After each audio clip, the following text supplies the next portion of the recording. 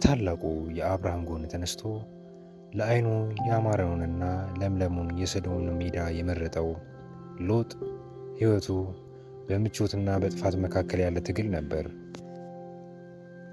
እርሱ በክፉዎች ከተማ መካከል እየኖረ ልቡ የሚጨነቅ ጻድቅ ቢሆንም ምርጫው ግን ወደማይቀረው ጥፋት አድርሶታል። ከመላእክት ጉብኝት ጀምሮ ከሰማይ በወረደው የእሳት ዝናብ እና የጨው ሐውልት ሆና እስከቀረችው ሚስቱ ድረስ የሎጥ ታሪክ ስለ እግዚአብሔር ምሕረትና ስለ ዓለም ፈተና የሚናገር ትልቅ ትምህርት ነው። አሁን ከአብርሃም ጋር ከነበረው ሀብት ጀምሮ በሶዶም እስከደረሰበት መከራና እስከ መጨረሻ ማምለጫው ድረስ ያለውን የሎጥን ሕይወት አብረን እንከታተል። የታራም ትውልድ እነሆ ይህ ነው። ታራ አብርሃምንና ናኮርን ሐራንንም ወለደ። ሐራንም ሎጥን ወለደ። ሐራንም በተወለደበት ሀገር በከለዳውያን ኡር በአባቱ በታራ ፊት ሞተ። አብርሃምና ናኮር ሚስቶችን አገቡ። የአብርሃም ሚስት ስሟ ሳራ ነው። የናኮር ሚስት የሐራን ልጅ ሚልካ ናት። ሐራንም የሚልካና የዮስካ አባት ነው። ሳራም መካን ነበረች፣ ልጅም አልነበራትም። ታራም ልጁን አብርሃምንና የልጅ ልጁን የሐራንን ልጅ ሎጥን የልጁንም የአብርሃምን ሚስት ምራቱን ሳራን ወሰደ። ከእርሱም ጋር ወደ ከነዓን ምድር ይሄዱ ዘንድ ከከለዳውያን ኡር ወጡ። ወደ ካራንም መጡ፣ ከዚያም ተቀመጡ። የታራም ዕድሜ 205 ዓመት ሆነ። ታራም በካራን ሞተ። እግዚአብሔርም አብርሃምን አለው፣ ከአገርህ ከዘመዶችም ከአባትህም ቤት ተለይተ እኔ ወደማሳይ ምድር ውጣ። ታላቅ ሕዝብም አደርግሃለሁ፣ እባርክሃለሁ፣ ስምህንም አከብረዋለሁ። ለበረከትም ሁን፣ የሚባርኩህንም እባርካለሁ፣ የሚረግሙህንም እረግማለሁ። የምድር ነገዶች ሁሉ በአንተ ይባረካሉ። አብርሃምም እግዚአብሔርን እንደነገረው ሄደ። ሎጥም ከእርሱ ጋር ሄደ። አብርሃምም ከካራን በወጣ ጊዜ የ75 ዓመት ሰው ነበር። አብርሃምም ሚስቱንን ሳራንና የወንድሞች ሎጥን ያገኙትን ከብት ሁሉና በካራን ያገኟቸውን ሰዎች ይዞ ወደ ከነዓን ምድር ለመሄድ ወጣ። ወደ ከነዓንም ምድር ገቡ። አብርሃምም እንደ ሴኬም ስፍራ እስከ ሞሬ የአድባር ዛፍ ድረስ በምድር አለፈ። የከነዓን ሰዎችም በዚያን ጊዜ በምድሩ ነበሩ። እግዚአብሔርም ለአብርሃም ተገለጠለትና ይህች ምድር ለዘር እሰጣለሁ አለው። እርሱም ለተገለጠለት ለእግዚአብሔር በዚያ ስፍራ መሠዊያውን ሠራ። ከዚያም በቤቴል ምስራቅ ወዳለው ተራራ ወጣ። በዚያም ቤቴልን ወደ ምዕራብ፣ ጋይን ወደ ምስራቅ አድርጎ ድንኳኑን ተከለ። በዚያም ለእግዚአብሔር መሠዊያን ሠራ፣ የእግዚአብሔርንም ስም ጠራ። አብርሃምም ከዚያ ተነሳ፣ እየተጓዘም ወደ አዜብ ሄደ። በምድርም ረሃብ ሆነ። አብርሃምም በዚያ በእንግድነት ይቀመጥ ዘንድ ወደ ግብፅ ወረደ፣ በምድር ረሃብ ጸንቶ ነበርና። ወደ ግብፅም ለመግባት በቀረበ ጊዜ ሚስቱን ሳራን እንዲህ አላት፣ አንቺ መልከ መልካም ሴት እንደሆንሽ እነሆ እኔ ያውቃለሁ። የግብፅ ሰዎች ያዩሽ ዘንድ እንደሆነ ሚስቱ ናት ይላሉ፣ እኔንም ይገድሉኛል፣ አንቺንም በሕይወት ይተውሻል። እንግዲህ በአንቺ ምክንያት መልካም ይሆንልኝ ዘንድ ስለ አንቺም ነፍሴ ትድን ዘንድ እህቱ ነኝ በያቸው። አብርሃምም ወደ ግብፅ በገባ ጊዜ የግብፅ ሰዎች ሴቲቱን እጅግ ውብ እንደሆነች አዩ። የፈርዖንም አለቃዎች አይተዋት በፈርዖንም ፊት አመሰግኗት። ሴቲቱንም ወደ ፈርዖን ቤት ወሰዷት። ለአብርሃምም ስለ እርሷ መልካም አደረገለት። ለእርሱ በጎችም፣ በሬዎችም፣ አህያዎችም፣ ወንዶችና ሴቶች ባሪያዎችም ግመሎችም ነበሩት። እግዚአብሔርም በአብርሃም ሚስት በሳራ ምክንያት ፈርዖንንና የቤቱን ሰዎች በታላቅ መቅሰፍት መታ። ፈርዖንም አብርሃምን ጠርቶ አለው፣ ይህ ያደረግብኝ ምንድን ነው? እርሷ ሚስት እንደሆነች ለምን አልገለጥክልኝም? ለምንስ እህቴ ናት አልክ? እኔ ሚስት ላደርጋት ወስጃት ነበር። አሁንም ሚስት እነሆ ይዘሃት ሂድ። ፈርዖንም ሰዎቹን ስለ እርሱ አዘዘ። እርሱንም ሚስቱንም ከብቱንም ሁሉ ሸኟቸው። አብርሃምም ከግብፅ ወጣ፣ እርሱና ሚስቱ፣ ለእርሱ የነበረውንም ሁሉ። ሎጥም ከእርሱ ጋር ወደ አዜብ ወጡ። አብርሃምም በከብትና በብርና በወርቅ እጅግ በለጠገ። ከአዜብ ባደረገው በጉዞውም ወደ ቤቴል በኩል ሄደ። ያም ስፍራ አስቀድሞ በቤቴልና በጋይ መካከል ድንኳን ተክሎበት የነበረው ነው። ያም ስፍራ አስቀድሞ መሠዊያ የሠራበት ነው። በዚያም አብርሃም የእግዚአብሔርን ስም ጠራ። ከአብርሃም ጋር የሄደው ሎጥ ደግሞ የላምና የበግ መንጋ ድንኳንም ነበረው። በአንድነት የሚቀመጡ ዘንድ ምድር አልበቀቻቸውም፣ የነበራቸው እጅግ ብዙ ነበርና በአንድነት ሊቀመጡ አልቻሉም። የአብርሃምንና የሎጥን መንጋዎች በሚጠብቁት መካከልም ጠብ ሆነ። በዚያም ዘመን ከከነዓናውያን፣ ፌርዛውያን በዚያች ምድር ተቀምጠው ነበር። አብርሃምም ሎጥን አለው፣ እኛ ወንድማማች ነንና በእኔና በአንተ በእረኞችና በእረኞች መካከል ጠብ እንዳይሆን እንለምንሃለው። ምድር ሁሉ በፊትህ አይደለችምን? ከእኔ ትለይ ዘንድ እለምንሃለው። አንተ ግራውን ብትወስድ እኔ ወደ ቀኝ ሄዳለሁ፣ አንተም ቀኙን ብትወስድ እኔ ወደ ግራው ሄዳለሁ። ሎጥም ዓይኑን አነሳ፣ በዮርዳኖስ ዙሪያ ያለውንም አገር ሁሉ ውሃ የሞላበት መሆኑን አየ። እግዚአብሔር ሰዶምንና ገሞራን ከማጥፋቱ አስቀድሞ እስከ ዞዓር ድረስ እንደ እግዚአብሔር ገነት በግብፅ ምድር አምሳል ነበረ። ሎጥም በዮርዳኖስ ዙሪያ ያለውን አገር ሁሉ መረጠ። ሎጥም ወደ ምስራቅ ተጓዘ፣ አንዱም ከሌላው እርስ በርሳቸው ተለያዩ። አብርሃምም በከነዓን ምድር ተቀመጠ። ሎጥም በአገሩ ሜዳ ባሉት ከተሞች ተቀመጠ፣ እስከ ሰዶምም ድረስ ድንኳኑን አዘዋወረ። የሰዶም ሰዎች ግን ክፉዎችና በእግዚአብሔር ፊት እጅግ ኃጢአተኞች ነበሩ። ሎጥ ከተለየው በኋላም እግዚአብሔር አብርሃምን አለው፣ ዓይንህን አንሳና አንተ ካለበት ስፍራ ወደ ሰሜንና ወደ ደቡብ፣ ወደ ምስራቅና ወደ ምዕራብ እይ። የምታያትን ምድር ሁሉ ለአንተና ለዘርህ ለዘላለም እሰጣለሁና ዘርህንም እንደ ምድር አሸዋ አድርጋለሁ። የምድርም አሸዋ ይቆጥር ዘንድ የሚችል ሰው ቢኖር ዘርህን ደግሞ ይቆጥራል። ተነሳ፣ በምድርም በርዝመቷ በስፋትም ሂድ፣ እርሷን ለአንተ እሰጣለሁና። አብርሃምም ድንኳኑን ነቀለ፣ መጥቶም በኬብሮን ባለ በመምሬ የአድባር ዛፍ ተቀመጠ። በዚያም ለእግዚአብሔር መሠዊያውን ሠራ። በሰናዖር ንጉሥ፣ በኤምራፌል፣ በኤልሳር ንጉሥ፣ በአርዮክ፣ በኤላም ንጉሥ፣ በኮሎዶጎሞር፣ በአሕዛብ ንጉሥ በቲድአል ዘመን እንዲህ ሆነ። ከሰዶም ንጉሥ ከባላ፣ ከገሞራ ንጉሥ ከብርሳ፣ ከአዳም ንጉሥ ከሰነአብ፣ ከሰቦይም ንጉሥ ከሴሜቤር፣ ዞዓር ከተባለች ከቤላ ንጉሥም ጋራ ሰልፍ አደረጉ። እነዚህም ሁሉ በሲዲም ሸለቆ ተሰብስበው ተባበሩ። ይኸውም የጨው ባሕር ነው። 12 ዓመትም ከኮሎዶጎሞር ተገዝተው ነበር። በ13ኛውም ዓመት አመፁ። በ14ኛውም ዓመት ከኮሎዶጎሞር ከእነርሱ ጋር የነበሩት ነገሥታት መጡ። ራፋይምን፣ በአስጣሮም፣ ቃርናይም፣ ዙዚምንም፣ በሃም፣ ኤሚምንም፣ በሴዊ ቂርያታም መጡ። የሆር ሰዎችንም በሴር ተራራዎች በበረሃ አጠገብ እስካለች እስከ ኤልፋራን ድረስ መጡ። ተመልሰውም ቃዲስ ወደ ተባለች ወደ አይን ሚስጳጥ መጡ። የአማሌቅም አገር ሁሉና ደግሞ በሲሶን ታማር የነበረውን አሞራውያንን መቱ። የሰዶም ንጉሥና የገሞራ ንጉሥ፣ የአዳማ ንጉሥና የሰቦይም ንጉሥ፣ ዞዓር የተባለች የቤላ ንጉሥም ወጡ። እነዚህም ሁሉ በሲዲም ሸለቆ በእነርሱ ላይ ለሰልፍ ወጡ።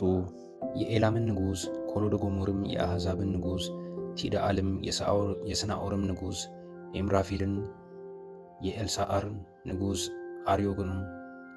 አርዮክን ለመውጋት 5ቱ ነገሥታት በእነዚህ በአራቱ ላይ ወጡ። በሲዲም ሸለቆ ግን የዝፍት ጉድጓዶች ነበሩት። የሰዶም ንጉሥ የገሞራ ንጉሥም ሸሹና ወደዚያ ወደቁ። የቀበሩትም ወደ ተራራ ሸሹ። የሰዶምና የገሞራን ከብት ሁሉ መብላቸውንም ሁሉ ወስደው ሄዱ። በሰዶም ይኖር የነበረውን የአብርሃምን የወንድም ልጅ ሎጥን ደግሞ ከብቱንም ወስደው ሄዱ።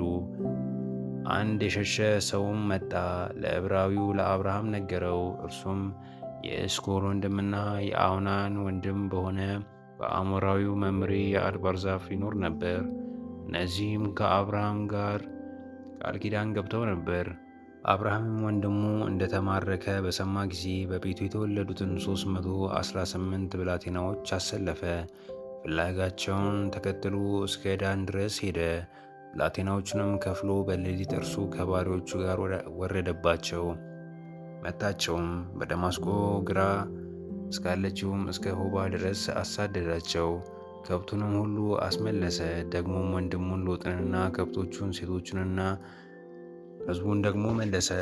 ኮሎዶጎሞር ከእርሱ ጋር የነበሩትንም ነገሥታት ወግቶ ከተመለሰ በኋላም የሰዶም ንጉሥ የንጉሥ ሸለቆ በሆነ በሴዊ ሸለቆ ሊቀበለው ወጣ።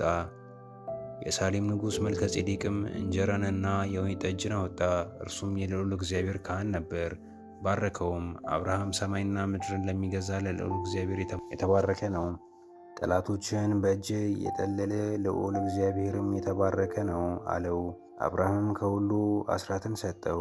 የሰዶም ንጉሥም አብርሃምን ሰዎቹን ስጠኝ፣ ከብቱን ግን ለአንተ ውሰድ አለው። አብርሃም የሰዶምን ንጉሥ አለው፣ ሰማይና ምድር ወደሚገዛ ወደ ልዑል እግዚአብሔር እጄን ከፍ አድርጌአለሁ። አንተ አብርሃምን ባለጠጋ አደረግሁት እንዳትል፣ ብላቴናዎቹ ከበሉት በቀር ከእኔ ጋር ከሄዱትም ድርሻ በቀር ፈትልም ቢሆን የጫማ ማዘቢያም ቢሆን ለአንተ ከሆነ ሁሉ እንዳልወስድ አምናን የኤስኮልን መምሬም እነርሱም ድርሻቸውን ይውሰዱ።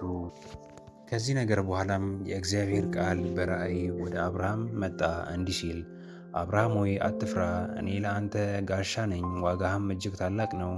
አብርሃምም አቤቱ እግዚአብሔር ሆይ ምንን ትሰጠኛለህ? እኔም ያለ ልጅ እሄዳለሁ። የቤትም መጋቢ የደማስቆ ሰው ይህ ኤሊዔዘር ነው። አብርሃምም ለእኔ ዘር አልሰጠኸኝም፣ እነሆም በቤቴ የተወለደ ሰው ይወርሰኛል አለ። እነሆም የእግዚአብሔር ቃል እንዲህ ሲል መጣለት፣ ይህ አይወርስም፣ ነገር ግን ከጉልበትህ የሚወጣው ይወርሳል። ወደ ሜዳም አወጣውና ወደ ሰማይ ተመልከት፣ ከዋክብትም ልትቆጥራቸው ትችል እንደሆነ ቁጠር አለው። ዘርህም እንደዚህ ይሆናል አለው። አብርሃምም በእግዚአብሔር አመነ፣ ጽድቅም ሆኖ ተቆጠረለት። ይህችን ምድር ትወርሳት ዘንድ እንድሰጥህ ከከለዳውያን ኡር ያወጣሁ እግዚአብሔር እኔ ነኝ አለው። አቤቱ እግዚአብሔር ሆይ እንደ ወርሳት በምን አውቃለሁ አለ። እርሱም የ3 ዓመት ጊደር፣ የ3 ዓመት ፍየልም፣ የ3 ዓመት በግም፣ ዋኖስም እርግብም ያዝልኝ አለው። እነዚህንም ሁሉ ወሰደለት፣ በየ2 ከፈላቸው። የተከፈሉትንም በየወገኑ ትይዩ አደረጋቸው። ወፎችን ግን አልከፈለም። አሞራዎችም በሥጋው ላይ ወረዱ፣ አብርሃምም አበረራቸው። ፀሐይም በገባች ጊዜ አብርሃም ከባድ እንቅልፍ መጣበት፣ እነሆም ድንጋጤና ታላቅ ጨለማ ወደቀበት። አብርሃምንም አለው፣ ዘርህ በእርሱ ባልሆነች ምድር ስደተኛዎች እንዲሆኑ በእርግጥ እወቅ። ባሪያዎች አድርገውም 400 ዓመት ያስጨንቋቸዋል። ደግሞም በባርነት የሚገዟቸው ሕዝብ ላይ እኔ እፈርዳለሁ። ከዚያም በኋላ በብዙ ከብት ይወጣሉ። አንተ ግን ወደ አባቶችህ በሰላም ትሄዳለህ፣ በመልካም ሽምግልና ትቀበራለህ። በአራተኛው ትውልድ ግን ወደዚህ ይመለሳሉ። የአሞራውያን ኃጢአት ገና አልተፈጸመምና። ፀሐይም በገባች ጊዜ ታላቅ ጨለማ ሆነ። የምድጃ ጢስና የእሳት ነበልባል በዚያ በተከፈለው መካከል አለፈ። በዚያ ቀን እግዚአብሔር ለአብርሃም እንዲህ ብሎ ቃል ኪዳን አደረገለት። ከግብፅ ወንዝ ጀምሮ እስከ ትልቁ ወንዝ እስከ ኤፍራጥስ ወንዝ ድረስ ይህችን ምድር ለዘር ሰጥቻለሁ። ቄናውያንና ቄኔዛውያንንም፣ ቀድሞናውያንንም፣ ኬጢያውያንንም፣ ፌርዛውያንንም፣ ራፋይምንም፣ አሞራውያንንም፣ ከነዓናውያንንም፣ ጌርጌሳውያንንም፣ ኢሳቡሳውያንንም፣ ኢያቡሳውያንንም። የአብርሃም ሚስት ሳራ ግን ለአብርሃም ልጅ አልወለደችለትም ነበር። ስሟ አጋር የተባለች ግብፃዊት ባሪያም ነበረቻት። ሳራም አብርሃምን እነሆ እንዳልወልድ እግዚአብሔር ዘጋኝ፣ ምናልባት ከእርሷ በልጅ እታነጽ እንደሆነ ወደ እርሷ ገባ አለችው። አብርሃምም የሳራን ቃል ሰማ። አብርሃምም በከነዓን ምድር 10 ዓመት ከተቀመጠ በኋላ የአብርሃም ሚስት ሳራ ግብፃዊት ባሪያዋን አጋርን ወስዳ ለባሏ ለአብርሃም ሚስት ትሆነው ዘንድ ሰጠችው። እርሱም ወደ አጋር ገባ፣ አረገዘችም። እንዳረገዘችም ባየች ጊዜ እመቤቷን በዓይኑ አቃለለቻት። ሳራም አብርሃምን መገፋቴ ባንተ ላይ ይሁን፣ እኔ ባሪያዬን በብብትህ ሰጠሁ። እንዳረገዘችም ባየች ጊዜ እኔን በዓይኑ አቃለለችኝ። እግዚአብሔር በእኔና በአንተ መካከል ይፍረድ አለችው። አብርሃምም ሳራን እነሆ ባሪያሽ በእጅሽ ናት፣ እንደወደድሽ አድርጊባት አላት። ሳራም ባሰቃየቻት ጊዜ አጋር ከፊቷ ኮበለለች። የእግዚአብሔርም መልአክም በውጭ በውሃ ምንጭ አጠገብ በበረሃ አገኛት። ምንጩም ወደ ሱር በምትወስደው መንገድ አጠገብ ነው። እርሱም የሳራ ባሪያ አጋር ሆይ ከወዴት መጣሽ? ወዴት ትሄጃለሽ? አላት። እርሷም እኔ ከእመቤቴ ከሳራ የኮበለልኩ ነኝ አለች። የእግዚአብሔር መልአክም ወደ እመቤትሽ ተመለሺ፣ ከእጇም በታች ሆነች ተገዢ አላት። የእግዚአብሔር መልአክም ዘርሽን እጅግ አበዛዋለሁ፣ ከብዛቱም የተነሳ አይቆጠርም አላት። የእግዚአብሔር መልአክም እንዲህ አላት፣ እነሆ አንቺ ጸንሰሻል፣ ወንድ ልጅንም ትወልጃለሽ፣ ስሙንም እስማኤል ብለሽ ትጠሪዋለሽ። እግዚአብሔር መቸገርሽን ሰምቷልና፣ እርሱም የበዳ አህያን የሚመስል ሰው ይሆናል። እጁ በሁሉ ላይ ይሆናል፣ የሁሉም እጅ ደግሞ በእርሱ ላይ ይሆናል። እርሱም በወንድሞቹ ሁሉ ፊት ይኖራል። እርሷም ይናገራት የነበረውን የእግዚአብሔርን ስም ኤልሮኢ ብላ ጠራች። የሚያየኝን በውኑ እዚህ ደግሞ አየሁትን ብላለችና። ስለዚህም የዚያ ጉድጓድ ስም ብኤር ለሃይሮኢ ተብሎ ተጠራ። እርሱም በቃዴስና በባሬድ መካከል ነው። አጋርም ለአብርሃም ወንድ ልጅን ወለደችለት። አብርሃምም አጋር የወለደችለትን የልጁን ስም እስማኤል ብሎ ጠራው። አጋር እስማኤልን ለአብርሃም በወለደች ጊዜ አብርሃም የ86 ዓመት ሰው ነበር። በቀትርም ጊዜ አብርሃም በድንኳኑ ደጃፍ ተቀምጦ ሳለ እግዚአብሔር በመምሬ አድባር ዛፍ ተገለጠለት። ዓይኑንም አነሳና እነሆ 3 ሰዎች በፊቱ ቆመው አየ። ባያቸውም ጊዜ ሊቀበላቸው ከድንኳኑ ደጃፍ ተነስቶ ሮጠ፣ ወደ ምድርም ሰገደ፣ እንዲህም አለ፦ አቤቱ በፊትስ ሞገስ አግኝቼ እንደሆነ ባሪያህን አትለፈኝ ብዬ እለምንሃለሁ። ጥቂቷ ይምጣላችሁ፣ እግራችሁን ታጠቡ፣ ከዚህችም ዛፍ በታች ረፉ። ቁራሽ እንጀራም ላምጣላችሁ፣ ልባችሁንም ደግሞ ከዚያም በኋላ ትሄዳላችሁ። ልባችሁንም ደግፉ፣ ከዚያም በኋላ ትሄዳላችሁ። ስለዚህ ወደ ባሪያችሁ መጥታችኋልና። እነርሱም እንዳለ አድርግ አሉት። አብርሃምም ወደ ድንኳኑ ወደ ሳራን ዘንድ ፈጥኖ ገባና 3 መስፈሪያ የተሰቀለ ዱቄት ፈጥነሽ አዘጋጂ፣ ለውሹም እንጎቻውም አድርጊ አላት። አብርሃምም ወደ ላሞቹ ሮጠ፣ እጅግ የሰባም ታናሽ ጥጃ ያዘና ለብላቴናው ሰጠው፣ ያዘጋጅም ዘንድ ተቻኮለ። እርጎና ወተትም ያዘጋጀውንም ጥጃ አመጣ፣ በፊታቸውም አቀረበው። እርሱም ከዛፉ በታች በፊታቸው ቆሞ ነበር። እነርሱም በሉ። እነርሱም ሚስት ሳራ ወዴት ናት አሉት። እርሱም በድንኳኑ ውስጥ ናት አላቸው። እርሱም የዛሬ ዓመት እንደ ዛሬው ወደ ጊዜ ወደ አንተ በእውነት እመለሳለሁ፣ ሚስት ሳራም ልጅን ታገኛለች አለ። ሳራም በድንኳን ደጃፍ በስተኋላው ሳለች ይህንን ሰማች። አብርሃምና ሳራም በዕድሜያቸው ሸምግለው ፈጽመው አርጅተው ነበር። በሴቶች የሚሆነውም ልማድ ከሳራ ተቋርጦ ነበር። ሳራም በልቧ እንዲህ ስትል ሳቀች፣ ካረጀሁ በኋላ በእውኑ ፍትወት ይሆንልኛልን? ጌታዬም ፈጽሞ ሸምግሏል። እግዚአብሔርም አብርሃምን አለው፣ ካረጀሁ በኋላ በእውኑ እወልዳለሁን? ስትል ሳራ ለምን ሳቀች? በእውኑ ለእግዚአብሔር የሚሳነው ነገር አለን? የዛሬ ዓመት እንደ ዛሬው ጊዜ ወደ አንተ መለሳለሁ፣ ሳራም ልጅን ታገኛለች። ሳራም ስለፈራች አልሳኩም ስትል ካደች። እርሱም አይደለም ሳቅሽ እንጂ አላት። ሰዎቹም ከዚያ ተነስተው ወደ ሰዶም አቀኑ። አብርሃምም ሊሸኛቸው አብሯቸው ሄደ። እግዚአብሔርም አለ፣ እኔ የማደርገውን ከአብርሃም እሰውራለሁን? አብርሃም በእውነት ታላቅና ብርቱ ሕዝብ ይሆናልና የምድር አሕዛብ ሁሉ በእርሱ ይባረካሉና። ጽድቅንና ፍርድን በማድረግ የእግዚአብሔርን መንገድ ይጠብቁ ዘንድ ልጆቹንና ከእርሱ በኋላ ቤቱን እንዲያዝ አውቃለሁና። ይህም እግዚአብሔር በአብርሃም ላይ የተናገረውን ነገር ሁሉ ያመጣ ዘንድ ነው። እግዚአብሔርም አለ፣ የሶዶምና የጎሞራ ጩኸት እጅግ በዝቷልና ኃጢአታቸውም እጅግ ከብዳለችና እንግዲህስ ወደ እኔ እንደመጣች እንደ ጩኸቷ አድርገው እንደሆነ ወርጃ ያለሁ። እንዲህም ባይሆን አውቃለሁ። ሰዎቹም ከዚያ ፊታቸውን አቀኑ፣ ወደ ሶዶምም ሄዱ። አብርሃም ግን በእግዚአብሔር ፊት ገና ቆሞ ነበር። አብርሃምም ቀረበ አለም፣ በእውኑ ጻድቁን ከኃጢአተኛ ጋር ታጠፋለህን? 50 ጻድቃን በከተማይቱ ውስጥ ቢገኙ በእውኑ ሁሉን ታጠፋለህን? ከተማይቱን ውስጥ በእርሷ ስለሚገኙ 50 ጻድቃን አትምርምን? ይህ ከአንተ ይራቅ። ጻድቁን ከኃጢአተኛ ጋር ትገድል ዘንድ ጻድቁም እንደ ኃጢአተኛ ይሆን ዘንድ እንደዚህ ነው። እንደዚህ ያለው አድራጎት ከአንተ ይራቅ። የምድር ሁሉ ፈራጅ በቅን ፍርድ አይፈርድምን? እግዚአብሔርም በሰዶም በከተማይቱ ውስጥ 50 ጻድቃን ባገኝ ስፍራውን ሁሉ ስለ እነርሱ ምራለሁ አለ። አብርሃም መለሰ አለም፣ እኔ አፈርና አመድ ስሆን ከጌታዬ ጋር እናገር ዘንድ እነሆ አንድ ጊዜ ጀመርኩ። ከ50 ጻድቃን 5 ቢጎድሉ ከተማይቱን ሁሉ በ5ቱ ምክንያት ታጠፋለህን? ከዚያ 45 ባገኝ አላጠፋትም አለ። ደግሞም ተናገረው እንዲህም አለ፣ ምናልባት ከዚያ 40 ቢገኙሳ? እርሱም ለ40ው ስል አላደርገውም አለ። እርሱም ጌታዬ አይቆጣ፣ እኔም እናገራለሁ፣ ምናልባት ከዚያ 30 ቢገኙ አለ። እርሱም ከዚያ 30 ባገኝ አላጠፋም አለ። ደግሞም እነሆ ከጌታዬ ጋር እናገር ዘንድ አንድ ጊዜ ጀመርኩ፣ ምናልባት ከዚያ 20 ቢገኙሳ አለ። እርሱም ከዚያ 20 ቢገኙ ስለ 20 አላደርገውም አለ። እርሱም እኔ ደግሞ አንድ ጊዜ ብቻ ብናገር ጌታ አይቆጣ፣ ምናልባት ከዚያ 10 ቢገኙሳ አለ። እርሱም ስለ 10ሩ አልጠፋትም አለ። እግዚአብሔርም ከአብርሃም ጋር ንግግሩን በጨረሰ ጊዜ ሄደ። አብርሃምም ወደ ስፍራው ተመለሰ። ሁለቱም መላእክት በመሸ ጊዜ ወደ ሰዶም ገቡ። ሎጥም በሰዶም በር ተቀምጦ ነበር። ሎጥም ባያቸው ጊዜ ሊቀበላቸው ተነሳ፣ ፊቱንም ደፍቶ ወደ ምድር ሰገደላቸው። አላቸውም፣ ጌታዎቼ ሆይ ወደ ባሪያችሁ ቤት አቅኑ፣ ከዚያም እደሩ፣ እግራችሁንም ታጠቡ፣ ነገ ማልዳችሁ መንገዳችሁን ትሄዳላችሁ። እነርሱም በአደባባይ እናድራለን እንጂ አይሆንም አሉት። እጅግም ዘበዘባቸው። ወደ እርሱም አቀኑ፣ ወደ ቤቱም ገቡ። ማዕድ አቀረበላቸው፣ ቂጣንም ጋገረ፣ እነርሱም በሉ። ገናም ሳይተኙ የዚያችን ከተማ የሰዶም ሰዎች ከብላቴናው ጀምሮ እስከ ሽማግሌው ድረስ በየስፍራው ያለውን ሕዝብ ሁሉ ቤቱን ከበቡት።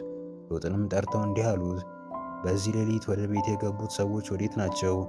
እናውቃቸው ዘንድ ወደ እኛ አውጣቸው። ሎጥም ወደ እነርሱ ወደ ደጅ ወጣ፣ መዝጊያውንም በኋላው ዘጋው።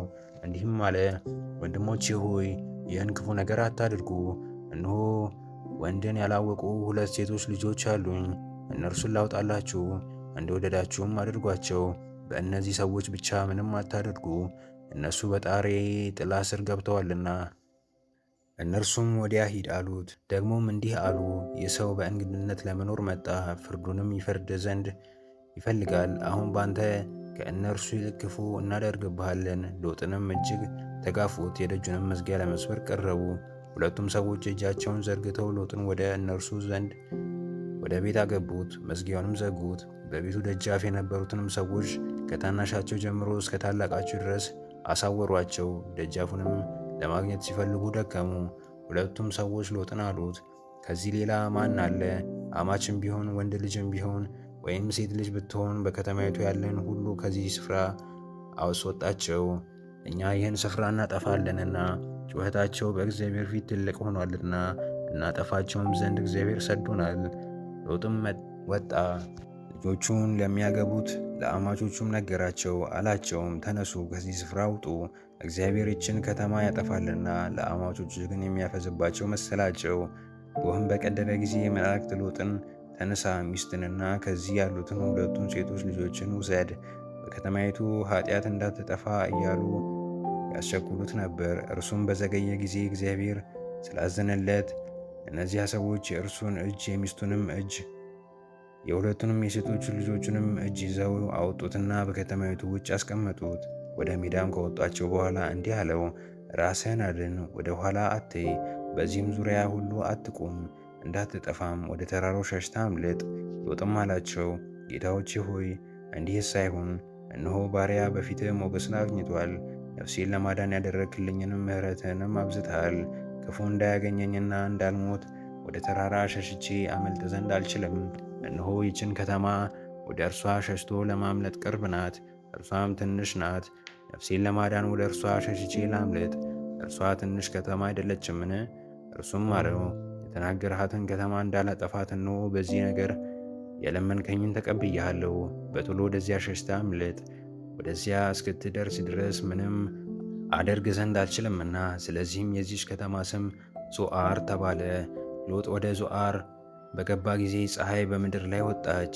እግዚአብሔርም በሶዶምና በጎሞራ ላይ ከእግዚአብሔር ዘንድ ከሰማይ እሳትና ዲን አዘነበ። እነዚያም ከተማዎች በዙሪያቸው ያለውን ሁሉ በከተማዎቹም የሚኖሩትን ሁሉ የምድሩንም ቡቃያ ሁሉ ገለበጠ። የሎጥም ሚስት ወደ ኋላ ተመለከተች፣ የጨው ሐውልትም ሆነች። አብርሃምም በእግዚአብሔር ፊት ቆሞ ወደ ነበረበት ስፍራ ለመሄድ ማልዶ ተነሳ። ወደ ሶዶምና ወደ ገሞራ በዚያች ሀገር ወዳለው ምድር ሁሉ ተመለከተ። እነሆም የአገሪቱ ጢስ እንደ እቶን ጢስ ሲነሳ አየ። እግዚአብሔርም እነዚያን የአገሩ ከተማዎች ባጠፋ ጊዜ አብርሃም አሰበው። ሎጥ ተቀምጦባት የነበረውንም ከተማ ባጠፋት ጊዜ ከዚያ ጥፋት መካከል ሎጥን አወጣው። ሎጥም ከዞአር ወጣ፣ በዞአር ይቀመጥ ዘንድ ስለፈራም ከሁለቱ ሴቶች ልጆቹ ጋር በተራራ ተቀመጠ። በዋሻም ከሁለቱ ሴቶች ልጆቹ ጋር ተቀመጠ። ታላቂቱም ታናሺቱን አለቻት፣ አባታችን ሸመገለ፣ በምድርም ሁሉ እንዳለው ልማድ ሊገናኘን የሚችል ሰው ከምድር ላይ የለም። ነይ አባታችንንም የወይን ጠጅ እናጠጣውና ከእርሱ ጋር እንተኛ፣ ከአባታችንም ዘር እናስቀር። በዚያችም ሌሊት አባታቸውን የወይን ጠጅ አጠጡት። ታላቂቱም ገባች፣ ከአባቷም ጋር ተኛች። እርሱም ስትተኛና ስትነሳ አላወቃትም። በነጋውም ታላቂቱ ታናሺቱን አለቻት፣ እነሆ ትናንትና ከአባቴ ጋር ተኛሁ፣ ዛሬ ሌሊት ደግሞ የወይን ጠጅ እናጠጣው፣ አንቺም ግቢና ከእርሱ ጋር ተኚ። ከአባታችንም ዘር እናስቀር። አባታቸውንም በዚያ ሌሊት ደግሞ የወይን ጠጅ ያጠጡት። ታናሺቱም ገብታ ከእርሱ ጋር ተኛች። እርሱም ስትተኛና ስትነሳ አላወቀም። የሎጥም ሁለቱ ሴቶች ልጆች ከአባታቸው ጸነሱ። ታላቂቱም ወንድ ልጅ ወለደች፣ ስሙንም ሞዓብ ብላ ጠራችው። እርሱም እስከ ዛሬ የሞዓባውያን አባት ነው። ታናሺቱም ደግሞ ወንድ ልጅ ወለደች፣ ስሙንም የወገኔ ልጅ ስትል አሞን ብላ ጠራችው። እርሱም እስከ ዛሬ የአሞናውያን አባት ነው። የሎጥ ታሪክ የተከታተላችሁትን ይመስል ነበረ። ከወደዳችሁት ላይክ አድርጉ። እንደዚህ አይነት መሳጭ የመጽሐፍ ቅዱስ ታሪኮችን ለማግኘት የዩቲዩብ ቻናላችንን ሰብስክራይብ በማድረግ አዳዲስ ታሪኮችን ስንለቅ እንዲደርሳችሁ የደውል ምልክቷን በመንካት ቤተሰብ የሆኑ እናመሰግናለን። ቸር ሰንብቱ።